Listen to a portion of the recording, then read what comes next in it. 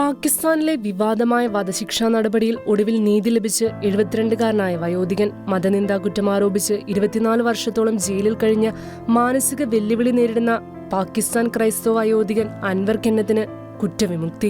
മാനസിക വെല്ലുവിളികൾ നേരിട്ടിരുന്ന മുൻ സർക്കാർ ഫിഷറീസ് വകുപ്പിലെ ഉദ്യോഗസ്ഥനായ അൻവർ കെന്നത്ത് 2001 ഇസ്ലാമിക മതവിശ്വാസത്തെക്കുറിച്ച് നിന്ദാപരമായ കത്തുകൾ എഴുതിയെന്നാരോപിച്ച് arrest ചെയ്യപ്പെട്ടിരുന്നു.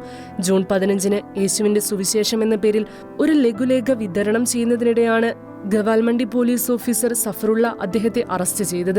2020 Pakistan penal കോഡിലെ section 295C പ്രകാരം കെന്നത്തിന് വധശിക്ഷയും 5 ദശലക്ഷം രൂപ പിഴയും വിധിച്ചു.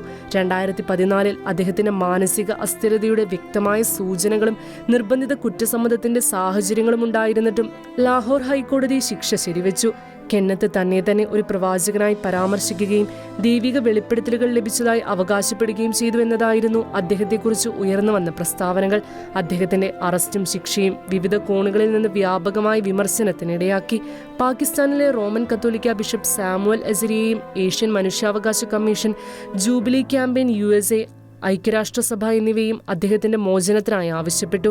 മാർച്ചിൽ യൂറോപ്യൻ പാർലമെന്റ് അംഗമായ ചാർലി വെയ്മേഴ്സ് UN മനുഷ്യാവകാശ കൗൺസിൽ പരിപാടിയിൽ കെന്നത്തിന്റെ കേസ് ഉന്നയിച്ചു. 2025 ആദ്യം ജൂബിലി ക്യാമ്പയിൻ നെതർലൻഡിന്റെയും USA പിന്തുണയോടെ സുപ്രീം കോടതി അഭിഭാഷകൻ റാണ അബ്ദുൾ ഹമീദ് ഒരു അപ്പീൽ ഫയൽ ചെയ്തു. 2025 ബുധനാഴ്ച പാകിസ്ഥാൻ സുപ്രീം കോടതി ക്രൈസ്തവ വയോധികനെ കുറ്റവിമുക്തനാക്കി. അദ്ദേഹത്തിന്റെ ദീർഘവും വേദനാജനകവുമായ തടവുകാലത്തിന് ഒടുവിൽ അറുതിയായിരിക്കുകയാണ്. ന്യൂനപക്ഷാവകാശ പ്രവർത്തകനും ജൂബിലി ക്യാമ്പയിൻ നെതർലൻഡിന്റെ അഭിഭാഷക ഡയറക്ടറുമായ ജോസഫ് ജാൻസൺ വിധിയെ സ്വാഗതം ചെയ്തു.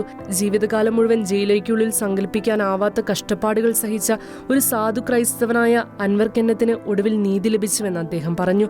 തങ്ങളുടെ ക്രൈസ്തവ വിശ്വാസത്തിന്റെ പേരിൽ അന്യായമായി തടവിലാക്കപ്പെട്ട എല്ലാവർക്കും പ്രതീക്ഷയുടെ ഒരു ദീപസ്തംഭം എന്നാണ് അദ്ദേഹം വിധിയെ വിശേഷിപ്പിച്ചത്.